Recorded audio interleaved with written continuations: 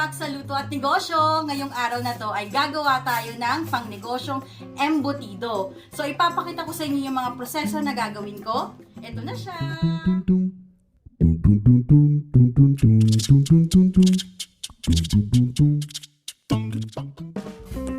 Ito ang mga ingredients na gagamitin natin.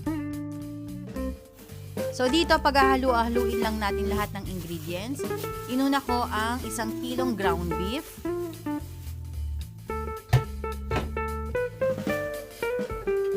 Tapos, naglagay ako ng KNORR seasoning.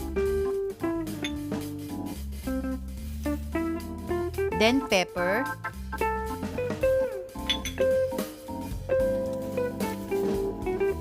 And 2 ginisa mix.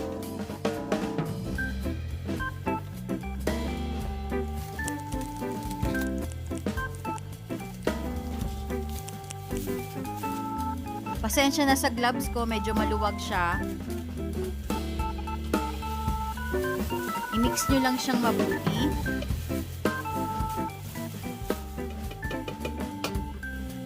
Pagkatapos, maglagay tayo ng itlog.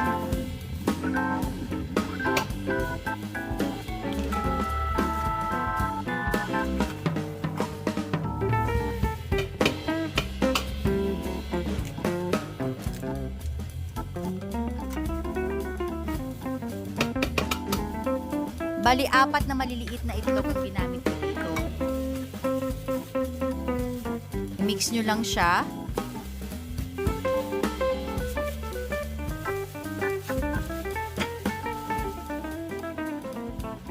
Pagkatapos, ilagay na natin ang evaporated milk at ang ating breadcrumbs.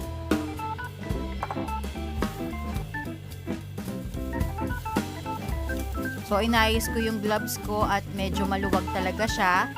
Importante hindi lumalabas ang aking kamay. So, haluin lang natin siyang mabuti. At pagkatapos, ilagay natin ang bawang, sibuyas,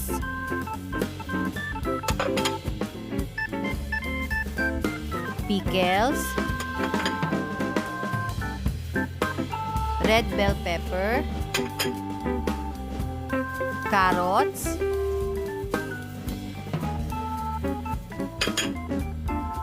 at ang ating raisins.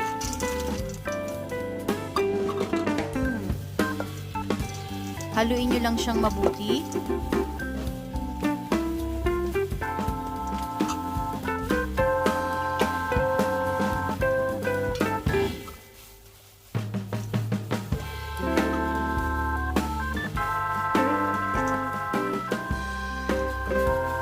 Pagkatapos, maglagay kayo ng grated cheese.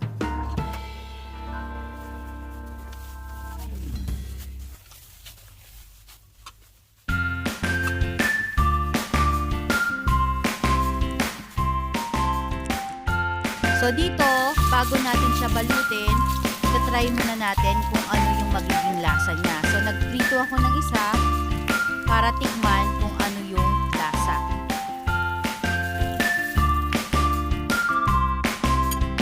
So, approve sa akin ng lasa at magugustuhan nyo. Kaya pwede natin siyang balutin. Naglagay ako ng margarine or pwede kayong gumamit ng oil or butter.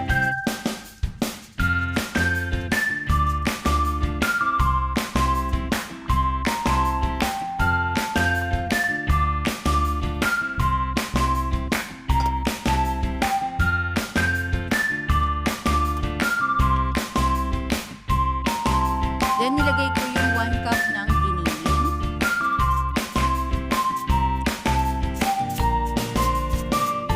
I-flatten nyo lang siya.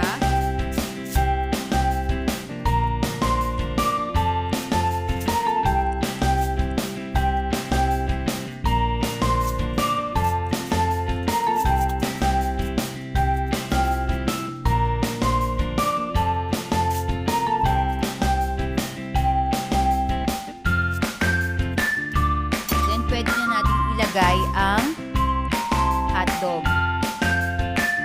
hinati ko lang sa gitna yung hotdog na yan. At naglagay ako ng itlog.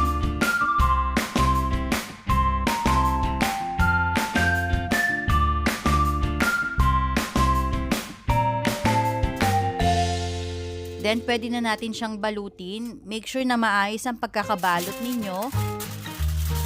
Ganyan. Ganyan dapat ang pagkabalot. Then, diinan nyo lang sa magkabilang gilid. Iikot nyo lang siya para mag-lock.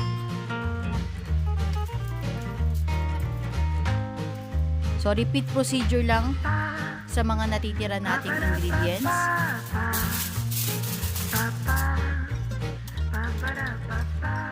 So, ito na, naka-ready na. Pwede na natin siyang i-steam. I-steam natin for 1 hour. So, make sure na dapat kumukulo na yung ating tubig.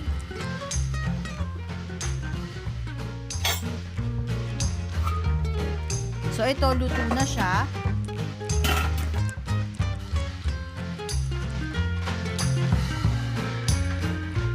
Ito, pinalamig ko na. Galing na siya ng freezer.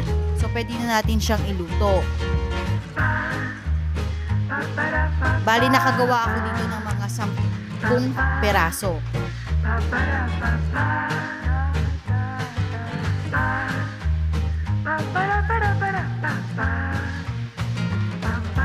So, ito na yung na-steam nating embutido. Ang gagawin natin ay lutuin na natin siya. So, make sure na konti lang yung mantika kasi luto naman na siya, wag lang masunog. So, ito, hatiin na natin siya para makita nyo yung pinakaloob niya. Ito, swak na swak pang negosyo at talagang magugustuhan nyo yung lasa.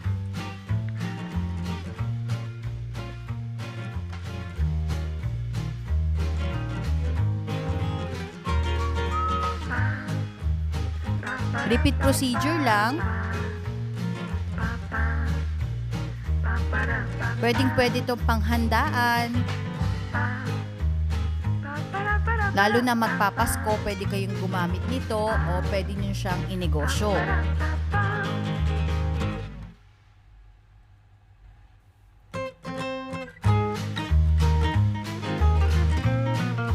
Ito na ang ating embutido! Enjoy! For more videos and updates, don't forget to click subscribe and click the bell button. Thank you! Bye!